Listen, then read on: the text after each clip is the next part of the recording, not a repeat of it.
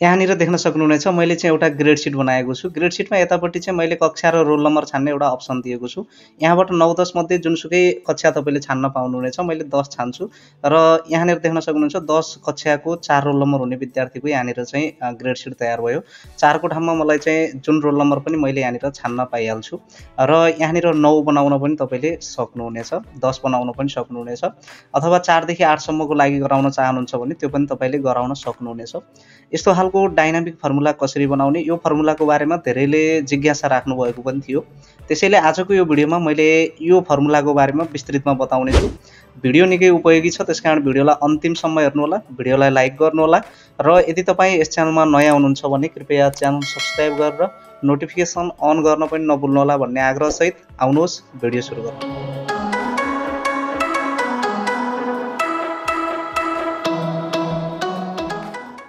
कक्षा र roll number अनुसार ग्रेड सिट परिवर्तन हुने फर्मुला लगाउनको लागि सबैभन्दा पहिला तपाईले चाहिँ ग्रेड सिटको फर्म्याट र ग्रेड लेजरको फर्म्याट चाहिँ तयार गर्नुपर्ने हुन्छ। यहाँनिर देख्न सक्नुहुन्छ मैले चाहिँ 3 वटा सिटहरु चाहिँ यहाँनिर गराएको छु। क्लास 9 भनेर एउटा सिट बनाएको छु जहाँनिर मैले ग्रेड लेजर तयार गरेको छु र यही जुन क्लास 9 को फर्म्याट छ सेम यही तरिकाको फर्म्याट मैले क्लास 10 को लागि पनि बनाएको छु। विद्यार्थीका नाम र यहाँनिर विवरणहरु मात्रै फरक छन्, नम्बरहरु मात्रै फरक छन्, अरु सबै ढाँचा एउटै हुन्छ 9-10 को। त्यो कारणले गर्दाखेरि मैले 9 र 10 को यहाँनिर यसरी तयार गरेको छु। एउटै फर्म्याट चाहिँ यहाँनिर हुनुपर्ने हुन्छ तपाईको। त्यस्तै गरेर यहाँनिर चाहिँ जीएस 9 10 भनेर चाहिँ एउटा ग्रेड सिटको फर्म्याट बनाएको छु जहाँ चाहिँ तपाईले 9 कक्षा छान्नु भयो भने 9 कक्षाकै विद्यार्थीको सोही रोल नम्बर अनुसारको ग्रेड सिट तयार हुन्छ। 10 कक्षा छान्नु भयो भने 10 कक्षाकै कुन रोल नम्बर छान्नु भएको छ कक्षा र रोल नम्बर अनुसार चाहिँ यसको ग्रेड सिट चाहिँ यहाँनिर परिवर्तन हुन्छ। अब यहाँनिर फर्मुला लगाउनु भन्दा पहिला तपाई चाहिँ क्लास 9 लेखेको जुन सिट छ यो सिटमा चाहिँ तपाई जानुस्। यहाँनिर चाहिँ तपाईले एउटा काम गर्नुपर्ने हुन्छ। तपाईको जुन यो टेबल छ, यो जुन लेजर छ, यो लेजरलाई चाहिँ तपाईले पहिला पुरै सिलेक्ट गर्नुपर्ने हुन्छ। कन्ट्रोल प्लस ए गर्नुभयो भने पनि तपाईको टेबल चाहिँ पुरै सिलेक्ट हुन्छ। पुरै सिलेक्ट गर्नु होला, अलिकति मात्रै हैन। तपाईको टेबल, तपाईको लेजर जहाँसम्म छ त्यो सबै सिलेक्ट गर्नु होला।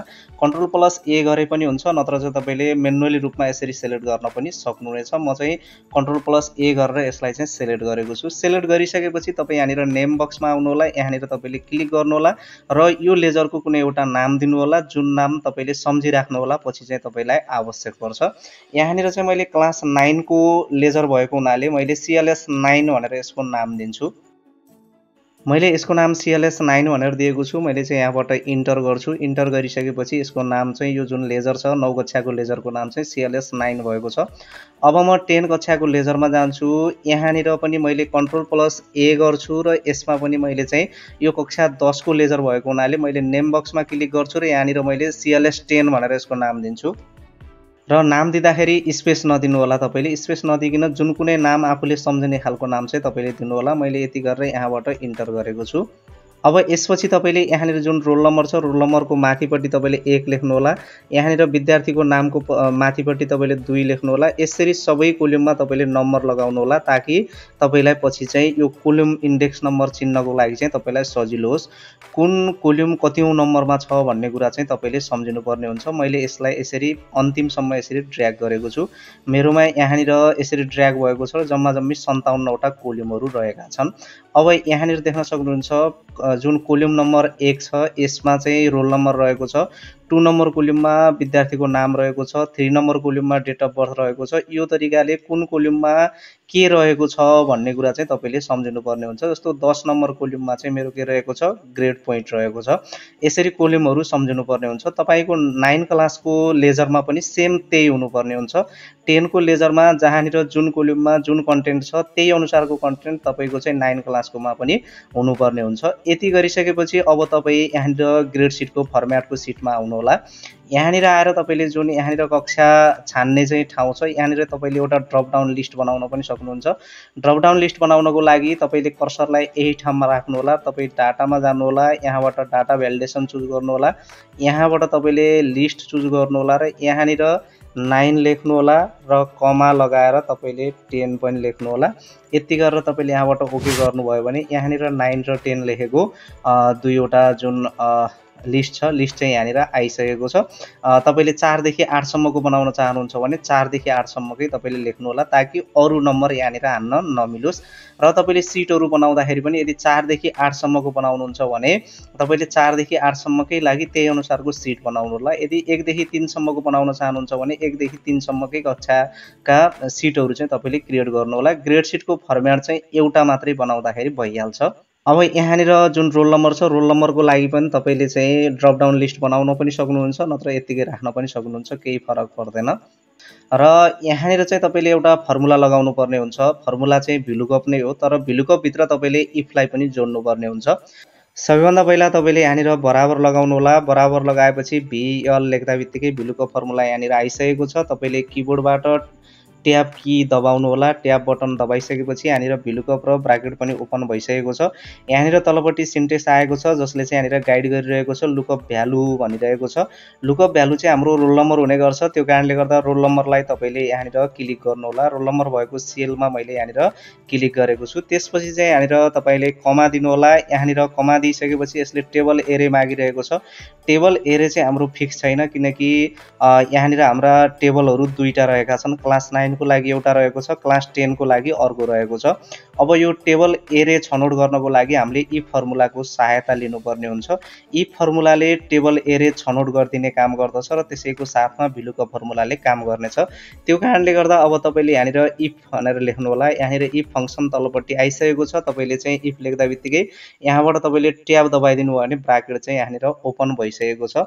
इफ फर्मुलामा लजिकल टेस्ट मागिरहेको छ। अब हामीले क्लास भएको जुन सेल छ, क्लास लेखेको सेलमा चाहिँ तपाईँले क्लिक गर्नुपर्ने हुन्छ।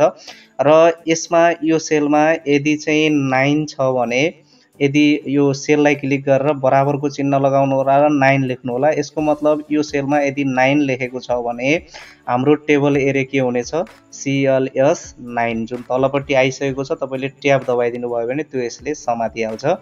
यदि यो सेलमा 9 लेखेको छ भने CLS 9 भन्ने टेबल एरे यहाँनिर आउनेछ।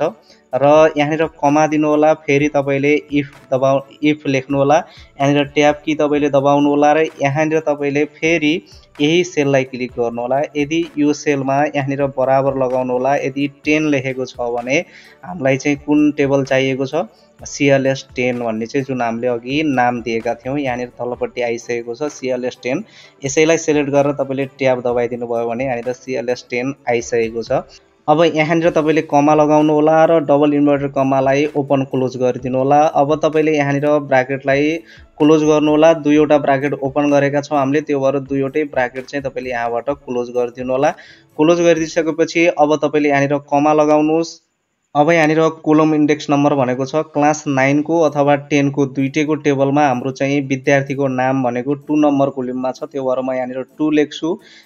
मैले चाहिँ यहाँनिर कमा लगाउँछु।